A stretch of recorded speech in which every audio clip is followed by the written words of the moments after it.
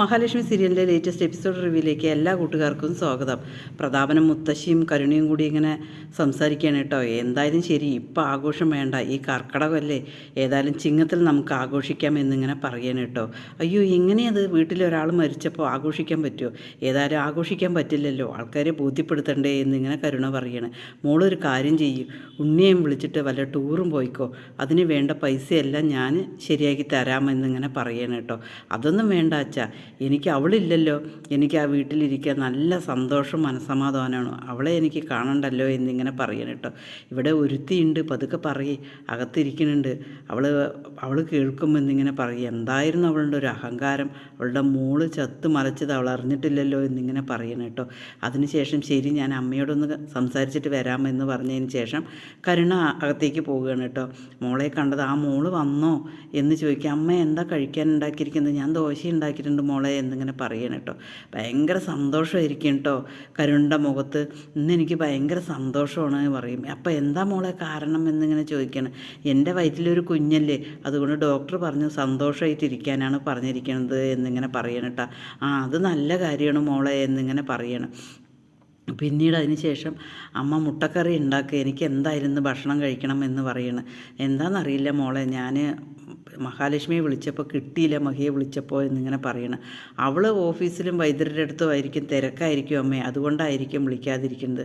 പിന്നീട് അവൾ ഓഫീസിൽ പോയതിന് ശേഷം വിളിച്ചോളും എന്നിങ്ങനെ കരുണ പറയണം കേട്ടോ. അങ്ങനെ പറയണ്ട, ഇനി ഒരിക്കലും അവളെ വിളിച്ചാൽ കിട്ടില്ല, അത് ഉറപ്പായ കാര്യമാണ് എന്നിങ്ങനെ പറയണം കേട്ടോ.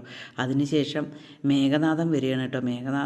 മേഘനാഥൻ ഇങ്ങനെ ഇരിക്കുമ്പോൾ വാമദേവൻ ഓടി വന്ന് പറയണം കേട്ടോ, മോനെ കമലേശ്വരത്ത് പോലീസ് വന്നു പറയണം.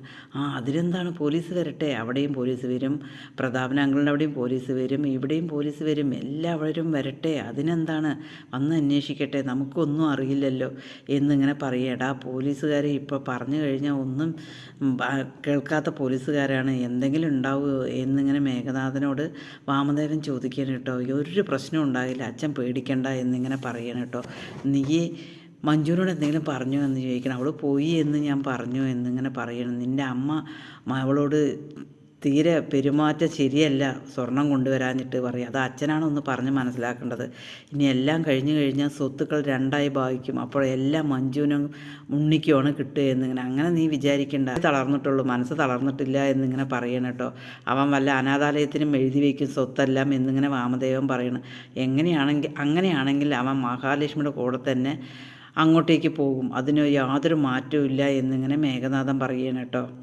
പിന്നീട് പ്രതാപനോട് കരുണ ഒന്ന് പറയണം, അച്ഛാ വീട്ടിലേക്ക് പോലീസുകാർ വന്നിട്ടുണ്ടായിരുന്നു എന്ന് പറഞ്ഞു, ഉണ്ണിയേട്ടൻ വിളിച്ചിരുന്നു എന്നിങ്ങനെ പറയണം കേട്ടോ. അതിനെന്താ, പോലീസുകാർ വരട്ടെ, ഇങ്ങോട്ടേക്കും വരും എന്ന് പറയണം. അത് കേൾക്കുമ്പോൾ തന്നെ മുത്തശ്ശിക്ക് പേടിയോ, വേടാ അങ്ങോട്ട് വന്നു കഴിഞ്ഞാൽ പ്രശ്നമാവോ എന്ന് ചോദിക്കണേ. മോളോട് എന്തെങ്കിലും ചോദിച്ചു കഴിഞ്ഞാൽ ഒന്നും അറിയില്ല എന്ന് പറഞ്ഞാൽ മതി, എന്ത് പ്രശ്നമാണ് എന്നിങ്ങനെ പറയണം. മുത്തശ്ശിക്ക് അതേസമയം പേടിയാകണം കേട്ടോ. എടാ പ്രതാപ, എന്തെങ്കിലും പ്രശ്നം ഉണ്ടാവുകടാ എന്നിങ്ങനെ പറയണം കേട്ടോ.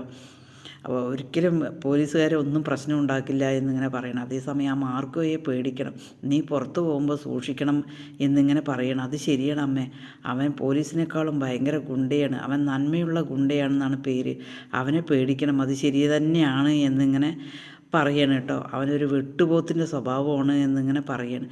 പിന്നീട് മോഹിനി ഭക്ഷണമൊക്കെ ഉണ്ടാക്കി വെച്ചതിന് ശേഷം കരുണ ഭക്ഷണം കഴിക്കാൻ വരികയാണ് കേട്ടോ. അമ്മയും കൂടെ ഇരുന്ന് കഴിക്കുക എന്നിങ്ങനെ പറയണം. അതേസമയം മോഹിനി ഇങ്ങനെ ഫോൺ ചെയ്യാതിരിക്കേണ്ട, മഹാലക്ഷ്മിക്ക് ഫോണ് കിട്ടുന്നേ ഇല്ല. അത് കണ്ടുകൊണ്ടാണ് മുത്തശ്ശിയും കരുണയും കൂടിയിട്ട് പോകുന്നത്. പെട്ടെന്ന് തന്നെ ഭക്ഷണം തരും അമ്മേ എന്ന് പറയണം. ഭക്ഷണം കഴിക്കണം കേട്ടോ. അതിനുശേഷം മോഹിനിയോട് കഴിക്കാൻ പറയണം കേട്ടോ മുത്തശ്ശി.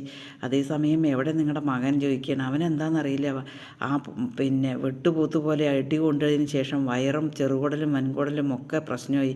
അവനിപ്പോൾ ഈ ഇടയ്ക്ക് ഭക്ഷണത്തെ കഴിക്കാൻ തോന്നുന്നില്ല.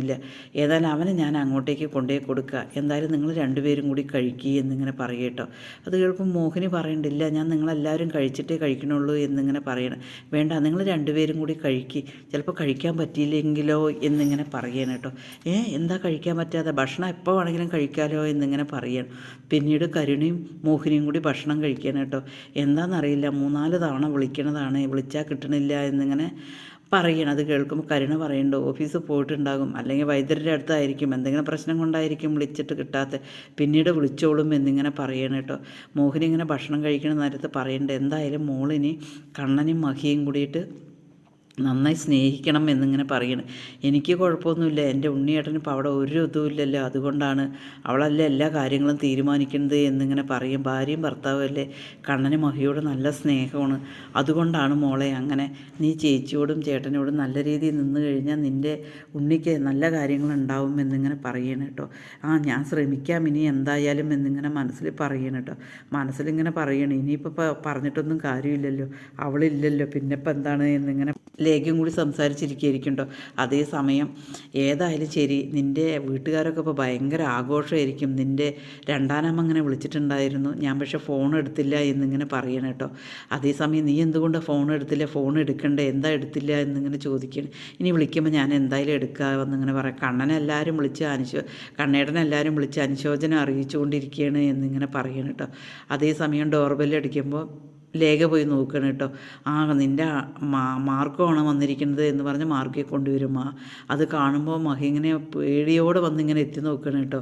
അതേസമയം മാർക്കോ പറയും എന്തായാലും അവർ കളികൾ ഇനിയാണ് നമ്മൾ കളിക്കാൻ പോണത്, ഏതായാലും പുറത്തിറങ്ങണ്ട, രാത്രി നമുക്ക് പുറത്തിറങ്ങാം, ഏതായാലും മഹാലക്ഷ്മി മരിച്ചു പോയല്ലോ, മഹാലക്ഷ്മിയുടെ പ്രേതത്തെ കണ്ട് അവർ പേടിച്ചു പോട്ടെ, നമുക്ക് ഇനിയാണ് നാടകം തുടങ്ങാൻ പോണത് എന്ന് മാർക്കോ മഹാലക്ഷ്മിയോടും ലേഖയോടും കൂടി പറയും.